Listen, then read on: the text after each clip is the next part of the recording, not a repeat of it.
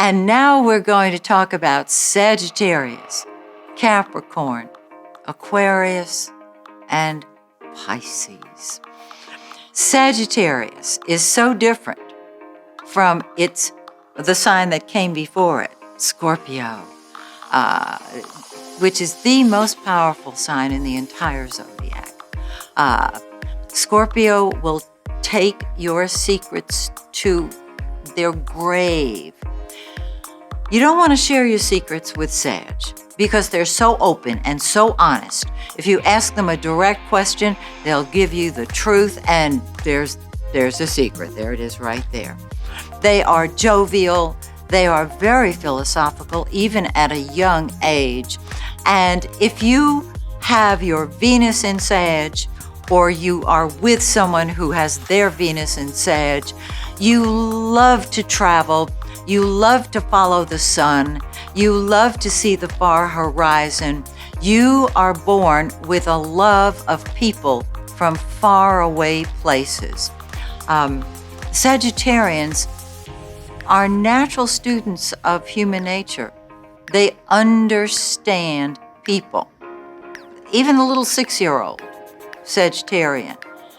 You might be upset with your grandchild or with somebody. Doesn't matter who. And your Sagittarius little child there says, you know what? It may not be good today, but it'll be better tomorrow. And you wonder where this little ray of sunshine came from. The Sag child is born with this knowledge of human nature. So, you love truth, you love fun. Sagittarius will exaggerate, okay? They're not going to lie, but they're going to exaggerate. I think of those little cars in the circus. You open the door and 20 clowns come out of the car. They'll exaggerate, say 100 clowns. If they go to a meeting and the room is packed, they'll say, oh, there were 100 people in that room.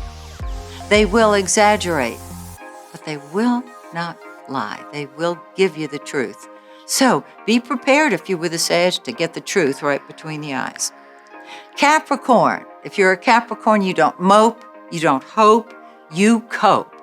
And Capricorn's mantra is, I'm frugal. If you want to earn the love of your Capricorn, be frugal. Now, you can see there can be a problem, right?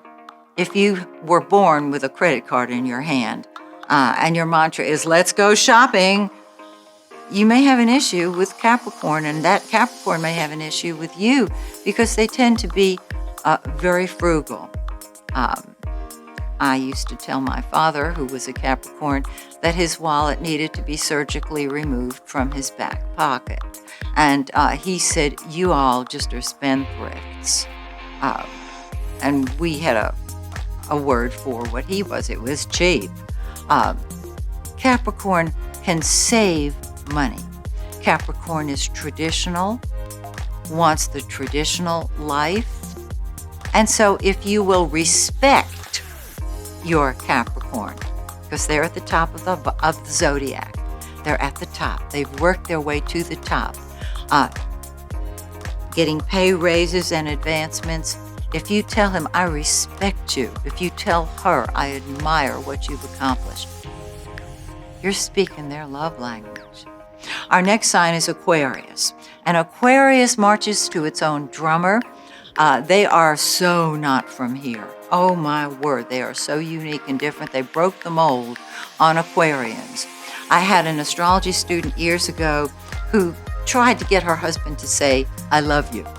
And she did everything she knew how. And finally, he turned around to her and said, look, I told you I loved you last week. I hadn't changed my mind. That's Aquarius. They have a vision. Their gaze is forward and upward. They are humanitarian. They don't know a stranger. They treat strangers as friends.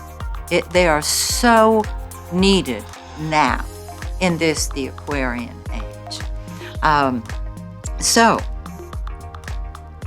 my suggestion if you're dealing with an Aquarian is not to ask for personal love notes. First of all, they won't remember where they put them.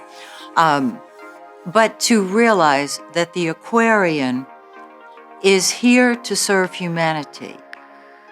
And if you will follow his lead or her lead, if you have a project that helps the whole, because Aquarius knows that if the whole is satisfied, the individuals within the whole picture, are satisfied.